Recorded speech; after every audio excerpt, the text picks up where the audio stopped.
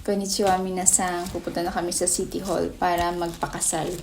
And we have here our requirements, ang kunin todoke at yung else certificate of legal capacity to contract marriage at yung mga binigay din galing sa embassy. At yun lang, update you later. Hi minasan! So update ko lang kayo dun sa naunang video. So as of this moment, kasal na po kami ni KP. At syempre gusto ko rin makatulong.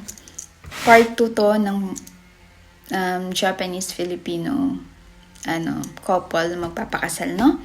Tapos, kapag pala natanggap niyo na yung galing sa embassy, yung form na sinapit natin, in-apply natin for legal capacity to contract marriage, kapag natanggap niyo na yon, pupunta na tayo ng City Hall para manghingi ng itong kon-in todoke. Ito yung marriage registration form. I-fill out nyo ikaw at saka yung magiging asawa nyo po. Tapos, pag nanghingi kayo nito, gawin nyo ng 2 to 3 copies para hindi pabalik-balik. Kunwari, 'di ba? Hindi naman tayo perfect. Nagkakamali tayo ng fill out. Tapos, aside dito, magbibigay din sila ng sample. So, talagang wakariyasui. Yan, no? Magbibigay din sila ng sample. Tapos, dito pala sa ating hindi ko rin din alam, sa Philippines lang daw naiiba. Yung jumbang, di ba, ng natin, ng pangalan, surname, middle name, tapos yung first name natin. Sa kapag nagre-register ng marriage, ang jumbang ng pangalan natin, middle name, last name, tapos yung first name. So, pwede din naman, dun, yung sa part natin, na Pinay, dun na lang din mag-fill out para sure. Okay lang naman yun. Wala namang problema talaga dun. Hindi naman, kailangan kompleto na talaga to. Walang masamang magtanong.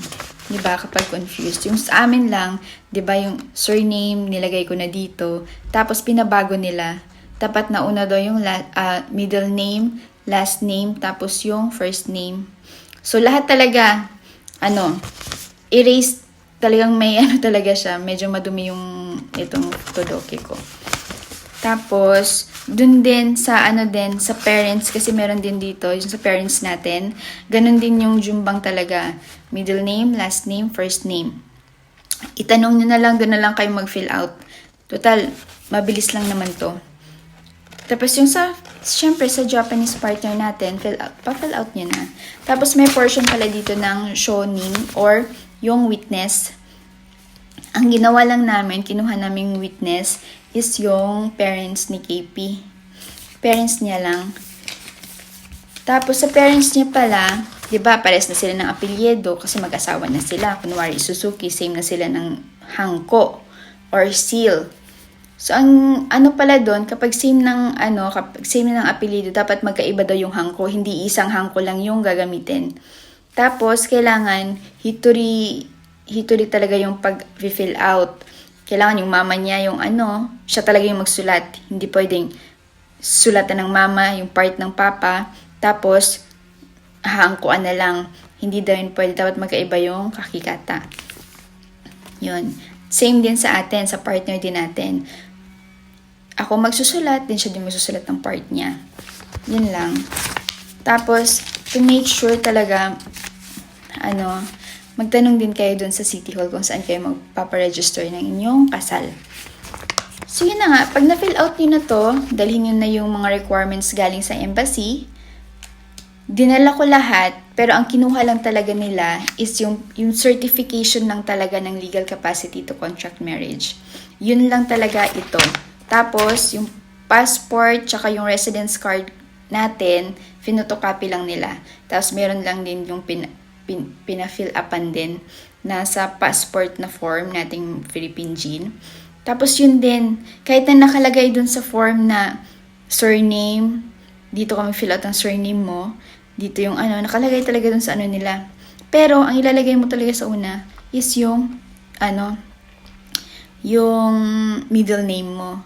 So, wait for the instructions na lang talaga. Mag-i-instruct sila. So, kung ano naman, ang bilis lang talaga ng proseso.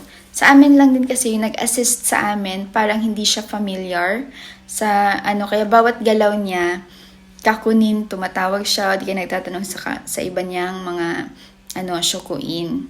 So, okay lang naman. It took like 1.5 hour yung process sa amin. Yun. Tapos, after nun, sasabihin na nila na ganitong oras completed, ganitong oras kayo nakasal, registered na yung ano nyo, tapos makukuha nyo na agad yung inyong tinatawag nila na jury summation or ano nga yun, certificate of acceptance of notification of marriage. Yun yata yun. Na ibig sabihin legal na to, matatanggapin na agad yung form. Which is, kinuha naman namin agad kasi nga, yun yung requirements ng company namin para makuha din namin yung aming pakimuchi. Yung pakimuchi pala nila sa amin. Meron kaming matatanggap na cash, parang congratulations, ganito, ganun, masaya sila para sa inyo. So, yun. Yun yung requirements nila para makuha din namin yung aming gift galing sa company. Since same kami ng company, pero betso-betso din. Kung magkano yung ibibigay ng ng company, tig-isa talaga kami nun. Hindi yung, same company kami, sa isang company lang kami, isa lang yung matatanggap naming cash na amount. Hindi. Betso-betso talaga, so times 2. Depende yun sa company. Sa company talaga namin nagbibigay daw sila. So, yun. So, kinuha na namin agad yung form. Pero yung marriage certificate talaga, yung kay Kontodoke, kay Konshomeisho pala. Kay Konshomeisho, makukuha naman natin yun after 7 to 10 days. So, babalikan na lang namin yun after 10 days. Para sure, kasi medyo busy din talaga sa trabaho. Kaya ngayon lang nakapag-update. Pasensya na po. Tapos, yun lang. Kapag nakuha na natin yun, may binibigay yung diba, yung taga-embassy na yung requirements naman para i-report yung marriage natin. So, magpapa-appointment na naman kami. Papunta kami sa Tokyo.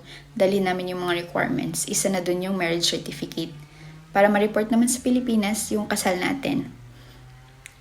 So, yun lang. Congrats sa lahat ng mga magpapakasal and good luck to your journey.